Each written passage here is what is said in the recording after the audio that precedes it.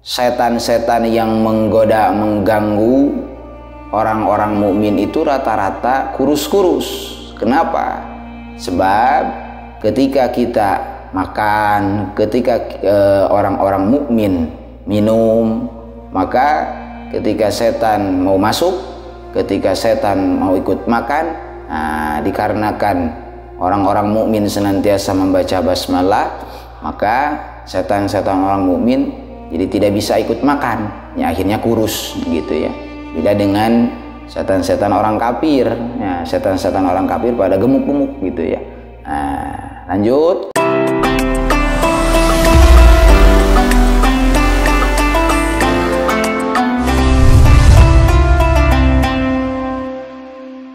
Assalamualaikum warahmatullahi wabarakatuh.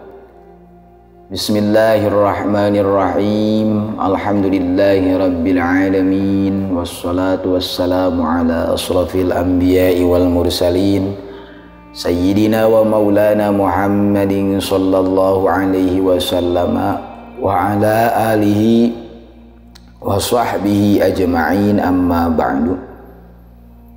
Sahabat, hadirin hadirat, sahabat Pontrenpedia yang dimuliakan oleh Allah Subhanahu wa taala. Pada pertemuan kali ini kita lanjutkan kajian kitab hadis karangan ulama besar di dalam kitab Tanqihul Qaul mengenai bab yang ketiga. Dua bab sebelumnya telah kita bahas, telah kita kupas secara tuntas dengan penjelasan yang ringkas. Selanjutnya kita coba al-babus salisu fi fadilati bismillahirrahmanirrahim. Bab yang ketiga mengenai fadilah, keistimewaan, kedahsyatan, kehebatannya membaca basmalah, yakni bismillahirrahmanirrahim. Qala Rasulullah sallallahu alaihi wasallam. Hadis pertama di dalam kitab ini, Rasulullah sallallahu alaihi wasallam bersabda, "Ma min abdin yaqul bismillahirrahmanirrahim illa dzaba syaitan kama yadzubur rasas 'alan nar."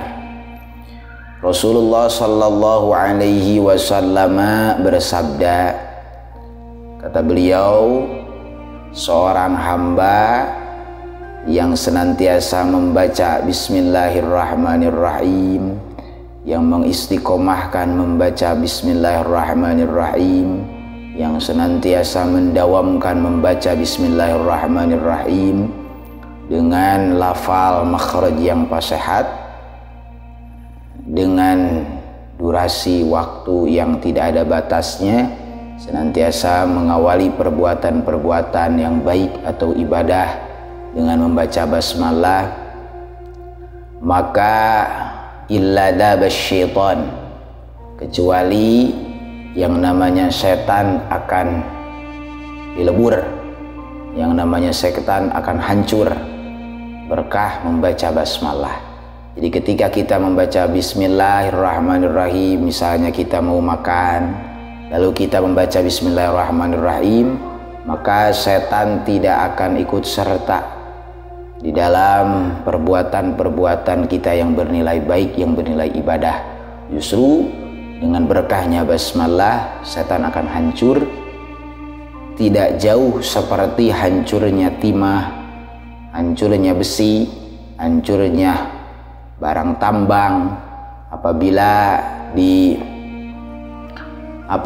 yaitu dilebur oleh api neraka, oleh api. Nah, jadi keistimewaan daripada bismillah bisa menghancurkan setan yang mau terlibat atau yang akan mengganggu kita ketika kita mendapatkan atau ketika kita mau melaksanakan ibadah atau melakukan perbuatan-perbuatan yang diridhoi oleh Allah Subhanahu wa taala yang bernilai ibadah.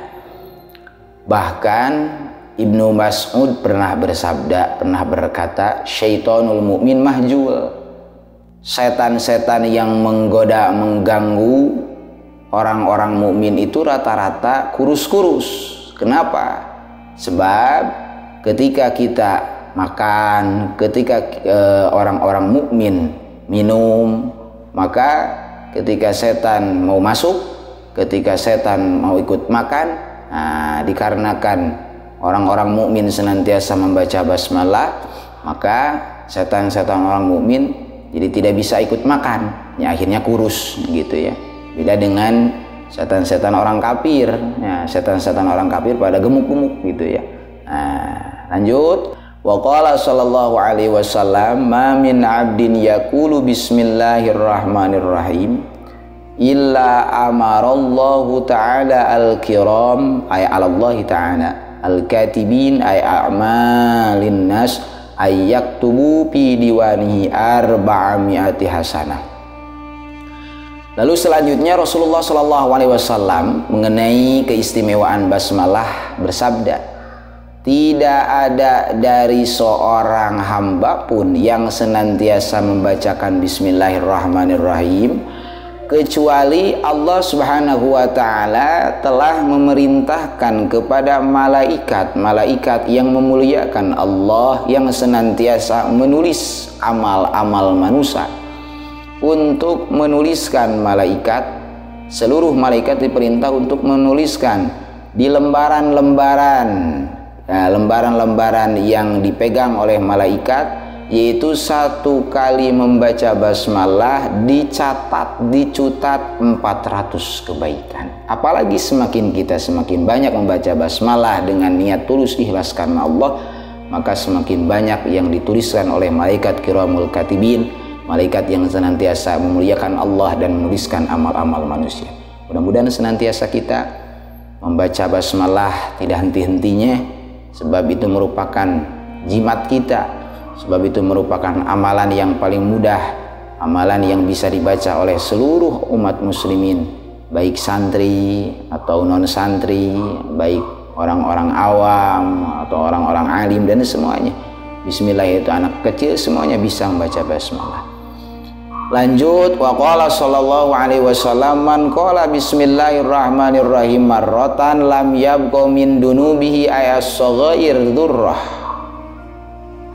Selanjutnya kata Rasul, barang siapa orang yang membaca bismillahirrahmanirrahim satu kali baca bismillah niat karena Allah dengan ucapan-ucapan makhrajnya yang baik, ucapan yang sehat dengan hati teguh dan yakin, maka tidak akan ada satupun yang tersisa dari dosa-dosa kecilnya, alias sedikit sebesar atom, sebesar partikel, sebesar apapun, sekecil apapun akan dihilangkan berkahnya membaca bismillah. Itu dosa apa? Dosa kecil. Adapun kalau dosa besar ya harus diiringi dengan taubatan nasuha, taubat yang sebenar-benarnya gitu ya. Wa qala sallallahu alaihi wasallam, man kataba bismillahirrahmanirrahim fajawwada ta'diman lillahi ghufira lahu ma taqaddama min danbihi wa ma ta'akhkhar. Lalu selanjutnya Rasulullah sallallahu alaihi wasallam bersabda, barang siapa orang yang menulis di buku ya, di awal-awal ketika kita menulis, khususnya kalau kita menulis kalimah-kalimah Arab atau menulis kalimah-kalimah yang bermanfaat, diawali dengan bismillahirrahmanirrahim, lalu membaguskan terhadap tulisannya karena tujuan mengagungkan terhadap Allah. Ya kalau di istilah ilmu pesantren, menurut tata cara menulis Quran itu atau menulis ayat-ayat Quran atau Arab itu disebut khot ya.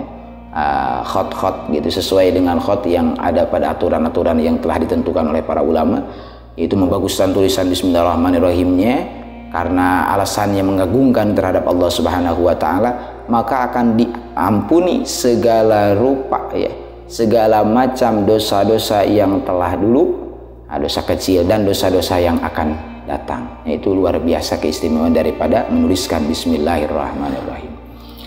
Lalu waqala sallallahu alaihi wasallam, idza kataba ahadukum bismillahirrahmanirrahim, di mana andai kata menuliskan salah satu di antara sahabat, di antara anda sekalian terhadap bismillahirrahmanirrahim, membaguskan bismillahirrahmanirrahim, lalu fala yamudda memanjangkan terhadap Ar-Rahman, hurufnya Ar-Rahman dengan cara memanjangkan lamnya, mimnya gitu ya, dan lain sebagainya. Fala yamudda Ar-Rahman, jika kalau misalnya kita menulis Bismillahirrahmanirrahim fala yamudda Ar-Rahman, maka panjangkanlah huruf-huruf Ar-Rahman, diantaranya dengan cara memanjangkan lamnya, lalu memanjangkan mimnya, lalu sinunnya ya, membaguskan tulisan-tulisan daripada Bismillahirrahmanirrahim, khususnya lafaz Ar-Rahman. Nah, itu dianjurkan menurut Rasulullah Shallallahu Alaihi Wasallam. Ini merupakan riwayat hadis Khatib Ad-Dailami yang diterima daripada Anas bin Malik. Selanjutnya waqala Shallallahu Alaihi Wasallam, Innallaha Subhanahu wa Ta'ala jayyana sama bil kawakibi. Sesungguhnya Allah Subhanahu wa Ta'ala, maha suci Allah dan maha luhur Allah, itu membaguskan atau menjadikan perhiasan bagi langit dengan adanya planet-planet, diantaranya adanya matahari. Langit indah karena ada matahari, langit indah karena ada bulan, langit indah dihiasi dengan bintang-bintang. Wa jayyanal malaikata bi Jibril, dan Allah menjadikan malaikat itu dihiasi dengan adanya malaikat Jibril. Malaikat Jibril itu adalah nakibul malaikat, yaitu pimpinan daripada malaikat. Seluruh malaikat dipimpin oleh malaikat Jibril. Wa jayyanal jannata bil hur, dan Allah telah menjadikan menghiasi surga dengan adanya bidadari. Nah, istimewa surga itu adanya bidadari yang tidak ditemukan dimanapun kecuali di surga. Wal kusur, dan adanya istana-istana, adanya gedung-gedung mewah. Wa jayyanal anbiya Abi Muhammadin sallallahu alaihi wasallam, dan Allah telah menghiasi para nabi itu dengan adanya diciptakannya Habibullah Nabi Muhammad sallallahu alaihi wasallam, pimpinan daripada para nabi dan rasul, imamul anbiya wal mursalin wa khatamul anbiya wal mursalin, pimpinan para nabi, pimpinan para rasul. Tidak ada lagi kecuali Nabi Muhammad sallallahu alaihi wasallam. Bahkan Nabi Muhammad sallallahu alaihi wasallam itu merupakan satu-satunya yang mendapatkan pangkat terhebat dari Allah, yaitu Habibullah.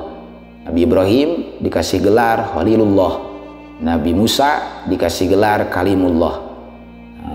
Khusus untuk Nabi Muhammad langsung ketika peristiwa Isra dan Mi'raj, yaitu dikasih gelar yaitu Habibullah, yang dikasih oleh Allah. Bahkan di dalam syahadat disandingi Allah Subhanahu wa Ta'ala yaitu dengan nama beliau, yaitu nama Nabi Muhammad SAW dalam syahadat, asyhadu an la ilaha illallah wa asyhadu anna Muhammadar Rasulullah. Masya Allah. Itulah seputar hadis-hadis fadilah atau keistimewaan daripada Bismillahirrahmanirrahim. Mudah-mudahan kita memahami terhadap fadilah daripada Bismillahirrahmanirrahim, dan kita senantiasa istiqomah untuk tidak meremehkan membaca bismillah dalam segala ihwal apapun, perbuatan apapun yang diridhoi oleh Allah Subhanahu wa Ta'ala. Kita kerja baca bismillah, lalu kita keluar rumah baca bismillah, masuk rumah baca bismillah, lalu kita mau ngaji baca bismillah, baca Quran diawali dengan baca bismillah, ketika kita mau silaturahmi baca bismillah, dan seluruh perbuatan-perbuatan yang baik